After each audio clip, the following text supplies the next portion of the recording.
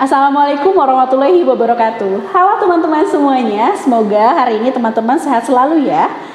Kali ini saya mau mengajak teman-teman untuk menyimak sebuah tutorial mengenai bagaimana sih cara menggunakan analisis SWOT. Teman-teman, sebelum kita menggunakan bagaimana sih cara menggunakan analisis SWOT sendiri, kita harus mengetahui terlebih dahulu apa sih itu analisis SWOT. Analisis SWOT sendiri dipergunakan untuk menilai yang pertama mengenai kekuatan atau strength dan juga kelemahan atau weakness dengan peluang, opportunities, serta ancaman yaitu threat. Teman-teman semua, analisis SWOT sendiri juga membandingkan antara dua faktor. Yang pertama ada faktor internal. Faktor internal ini berkaitan dengan kekuatan atau strength dan juga kelemahan yaitu weakness. Yang kedua, ada yang namanya faktor eksternal, di mana faktor eksternal ini membandingkan mengenai peluang atau opportunities dengan ancaman, yaitu threat. Dalam tutorial kali ini, kita akan mengambil sebuah contoh mengenai analisis SWOT pada Balai Sawala. Teman-teman semuanya, pertama kita harus mengetahui terlebih dahulu apa saja sih faktor internal yang mempengaruhi. Seperti yang tadi sudah disampaikan, faktor internal sendiri berkaitan dengan kekuatan dan juga kelemahan. Sehingga kita harus mengetahui apa saja sih faktor internal ini yang mempengaruhi Balai Sawala. Yang pertama yang akan saya jelaskan yaitu mengenai kekuatan yang dimiliki oleh Balai Sawala. Yang pertama, kekuatan yang dimiliki yaitu tersedianya potensi wisata. Yang kedua, yaitu tersedianya sumber daya manusia untuk mengelola, yaitu para pemuda yang potensial menjadi Pokdarwis. Yang ketiga, yaitu berkaitan dengan lokasi wisata yang strategis. Dan yang terakhir, yaitu jaringan internet yang memadai. Selain kekuatan yang sudah disampaikan, terdapat kelemahan yang dimiliki oleh Desa Balai Sawala. Yang pertama, yaitu masih banyaknya sampah yang belum terkondisikan. Yang kedua, tempat parkir yang kurang memadai. Yang ketiga, yaitu fasilitas yang kurang memadai. Yang keempat, kurangnya pengembangan sumber daya manusia, yaitu pemuda yang berpotensi menjadi Pokdarwis. Dan yang terakhir, yang kelima, yaitu anggaran pengelolaan yang masih kurang. Setelah tadi disampaikan mengenai faktor internal yang berkaitan dengan kelemahan dan juga kekuatan, kali ini kita akan membahas mengenai apa saja sih faktor eksternal yang berkaitan dengan peluang dan ancaman yang ada di Desa Balai Sawala. Yang pertama mengenai peluang. Apa saja sih peluang yang ada di Desa Balai Sawala? Yang pertama mengenai daya serap tenaga kerja yang tinggi. Yang kedua yaitu meningkatkan kunjungan wisata baik lokal maupun nasional. Dan yang ketiga, yaitu memperkenalkan produk UMKM setempat. Selain peluang, terjadi juga ada yang namanya ancaman.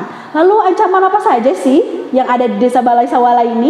Nah, contohnya yang pertama, itu adanya sampah dari pengunjung yang semakin banyak. Yang kedua, adanya persaingan dengan objek wisata lain. Yang ketiga, yaitu maraknya kejahatan.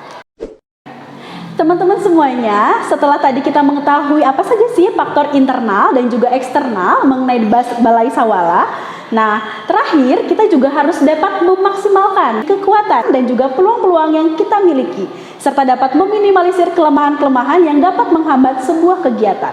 Selain itu, kita juga harus dapat menghindari yang namanya ancaman yang dapat membuat sebuah kegiatan menjadi terganggu. Teman-teman semuanya, dalam analisis SWOT sendiri, kita dapat membuat sebuah perhitungan mengenai bobot rating.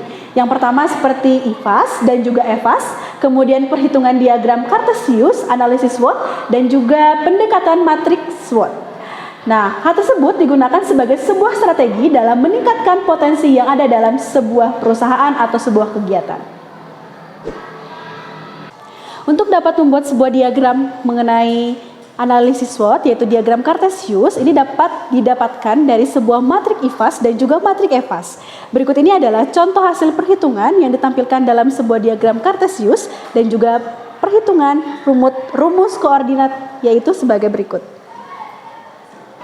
Pada grafik yang sudah ditampilkan di layar, koordinat menunjukkan bahwa Balai Sawala berada pada kuadran 1, yang berarti mendapatkan situasi yang menguntungkan di mana Balai Sawala memiliki peluang dan juga kekuatan untuk memanfaatkan peluang dalam eduwisata strategi yang harus diterapkan dalam kondisi ini, yaitu untuk mendukung kebijakan pertumbuhan yang agresif atau growth oriented strategy.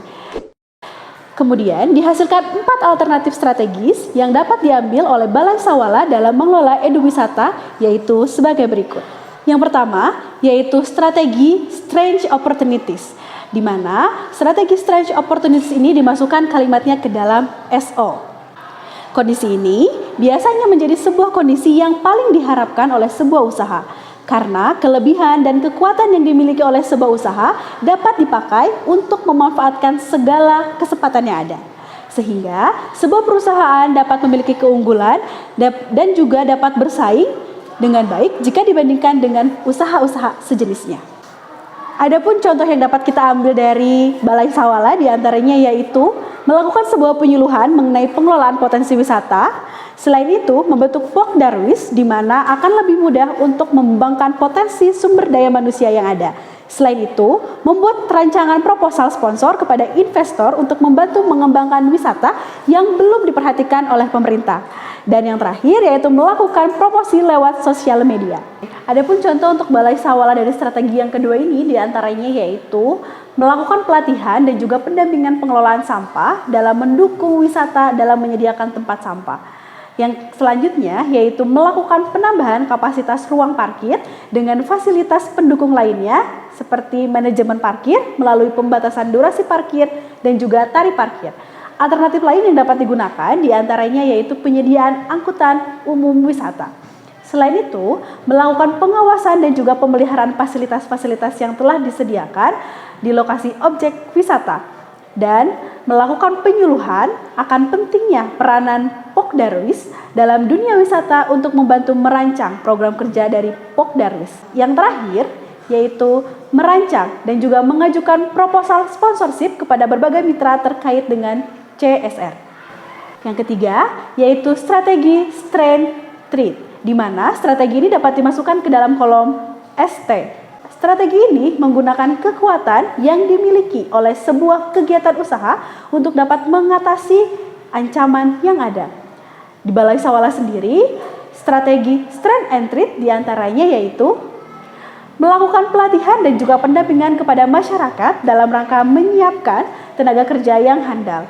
Selain itu, melakukan pembenahan fasilitas dan juga kebersihan wisata yang ada di Balai Sawala. Dan yang terakhir yaitu melakukan promosi di media sosial dan membuat event dalam rangka menarik perhatian dan juga minat pengunjung. Yang keempat yaitu strategi weakness and threat, di mana strategi ini dimasukkan ke dalam kolom WT. Strategi ini berusaha untuk meminimalisir kelemahan yang ada serta menghindari ancaman. Dalam kondisi ini juga dituntut untuk segera berbenah diri karena hanya dengan cara ini maka sebuah perusahaan atau kegiatan dapat bertahan. Adapun contoh strategi keempat ini pada Balai Sawala diantaranya meningkatkan jumlah tempat sampah, mengoptimalkan potensi alam dan juga keunikan objek wisata dengan mempertahankan dan juga memelihara objek wisata secara berkesinambungan untuk menghadapi persaingan objek wisata. Serta masyarakat yang belum mampu untuk mengembangkan wisata yang sedang dikelola dihimbau agar turut andil dalam menjaga keamanan wilayah. Demikianlah teman-teman mengenai bagaimana sih cara menggunakan analisis SWOT. Mudah-mudahan analisis ini dapat digunakan sebagai strategi untuk meningkatkan potensi pada usaha yang teman-teman miliki. Jadi, dari tutorial ini teman-teman bisa menganalisa mana dan apa saja sih yang dapat ditingkatkan dari kekuatan yang ada dalam usaha teman-teman, meminimalisir kelemahan yang dimiliki, memanfaatkan peluang yang ada, dan mencegah ancaman dan juga sebaliknya. Terima kasih banyak teman-teman. Mudah-mudahan video ini dapat bermanfaat untuk teman-teman ke depannya. Terima kasih banyak. Assalamualaikum warahmatullahi wabarakatuh.